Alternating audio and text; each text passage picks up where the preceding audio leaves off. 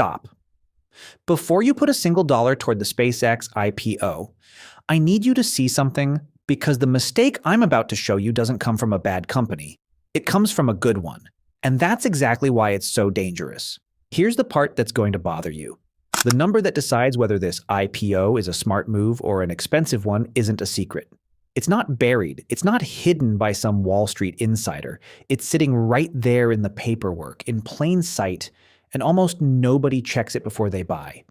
The investors who skip it, they're often the ones who end up holding shares that just sit there for years, while the company itself keeps doing amazing things. So here's the deal. If you click away in the next 60 seconds, you might be one of those people. Because by the time this video is over, you're going to know exactly what that number is, how to find it for any IPO in under a minute, and why it can matter more than every headline, every keynote, and every "this changes everything" tweet combined.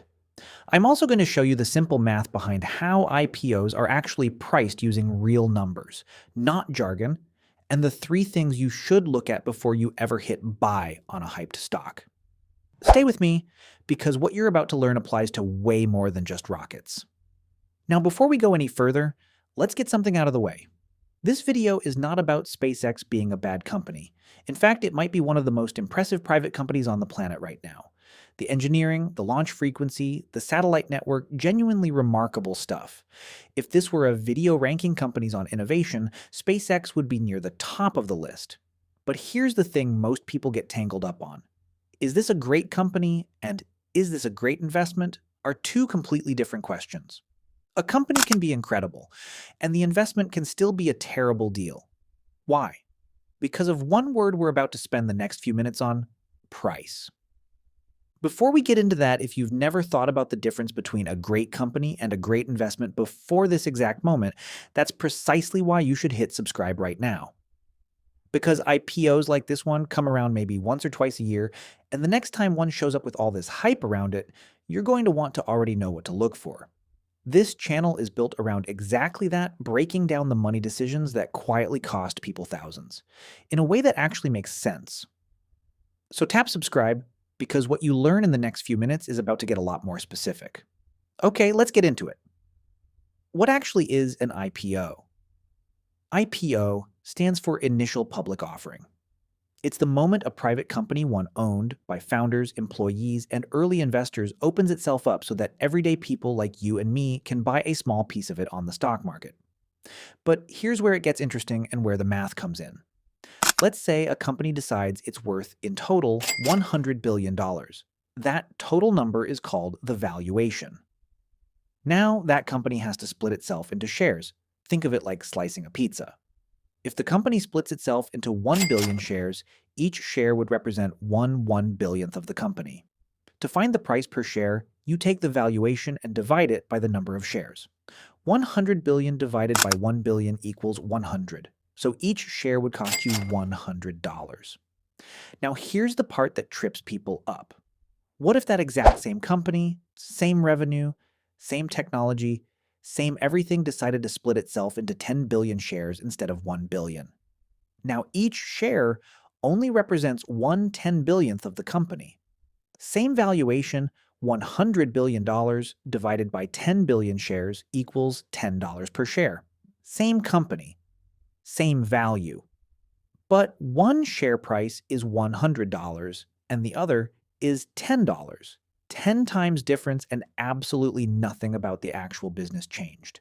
This is exactly why the stock is only $10, that's cheap, or the stock is $500, that's expensive, are 2 of the most misleading sentences in investing. The share price by itself tells you almost nothing. What actually matters is the valuation, what the entire company is being priced at compared to what that company actually earns, or is realistically projected to earn. And that's the number we need to talk about next. Here's something that happens almost every single time a hyped company goes public. The excitement about the company and the price of the company start to disconnect from each other. Think about it this way. The excitement is about what the company does, the rockets, the missions, the future. The valuation is about what you're being asked to pay for a piece of that future, today, right now. These two things can move completely independently. A company's mission can get more exciting every single year, while at the exact same time, the price investors are being asked to pay can climb even faster than the actual business results justify. And when that gap gets big enough, it doesn't matter how amazing the company is. The investment can still underperform sometimes for years simply because too much future success was already priced in on day one. Here's the trap, and it's a sneaky one. When people get excited about a company, they focus almost entirely on the company, the products, the founder, the story, the mission. What they almost never focus on is the price they're paying for it. It's the same as walking into a store, seeing an incredible product, and grabbing it without ever looking at the price tag because you're so impressed by the product itself that the price feels irrelevant in the moment. But in investing, the price tag isn't a small detail, it's actually the entire game. You could be buying the best company in the world, but if you're paying a price that already assumes 10 years of flawless execution, there's very little room left for you to actually profit, even if the company performs well. Now, IPOs make this problem even worse, and here's why.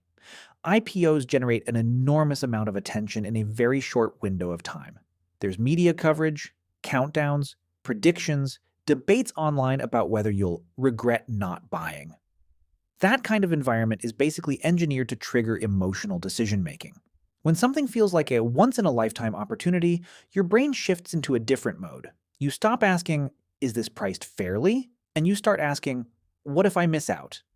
That single shift from evaluating value to fearing missing out is responsible for more bad investment decisions than almost anything else.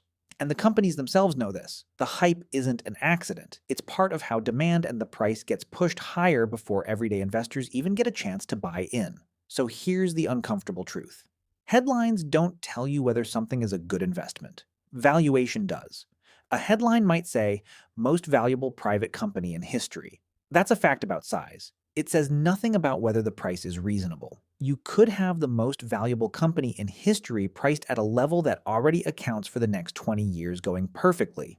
This is why two investors can look at the exact same company and reach two completely different conclusions, not because they disagree about the company, but because they're looking at completely different things. One is looking at the story, the other is looking at the math behind the price. So, what should you actually be looking at before buying into any IPO, SpaceX, or otherwise? First, look at the valuation itself and ask, what does this number assume has to happen for this price to make sense? Does it assume steady growth, or does it assume something closer to perfection? Second, look at how the company is actually making money right now, not 5 years from now, not in a best-case projection, but today. What are the actual revenue numbers, and how does that compare to the valuation you're being asked to accept? Third, look at the structure of the offering itself. How many shares are being created, what portion of the company you're actually getting access to, and whether early investors are getting a very different deal than the one being offered to the public. IPOs aren't always structured the same way for everyone involved, and that detail is often sitting in the paperwork, available to anyone who takes 5 minutes to look. None of this requires a finance degree. It just requires shifting your attention from how impressive is this company to what am I actually being asked to pay and what does that price assume? There's also a simple gut check you can run even if you don't want to dig into spreadsheets. Ask yourself, if you removed the brand name, the founder, and the headlines and just looked at the raw numbers on a piece of paper, would this still look like a good deal? If the answer changes depending on whether the name is hidden or visible, that's usually a sign that the excitement is doing more of the work than the numbers are. It's also worth remembering that a high valuation isn't automatically bad, and a low valuation isn't automatically good. The question is never just, is the number big or small? The question is whether the number matches reality. A massive company can still be fairly priced. A small, unknown company can still be wildly overpriced. Size and hype tell you almost nothing on their own, they just tell you how much attention something is getting, not how much it's actually worth. So, back to the original question. Should you buy the SpaceX IPO? Here's the honest answer. That's not actually the question you should be asking. The real question is, what is this being valued at? What does that valuation assume about the future? And are you comfortable paying that price for that assumption? If the valuation reflects a realistic, even slightly conservative view of the future, and you understand exactly what you're paying for, that's one conversation. If the valuation only makes sense in a world where everything goes perfectly for years without a single hiccup, that's a very different conversation. Either way, the framework is the same. Separate the company from the price. Check what the valuation assumes. Look at the actual numbers behind the hype, not just the hype itself.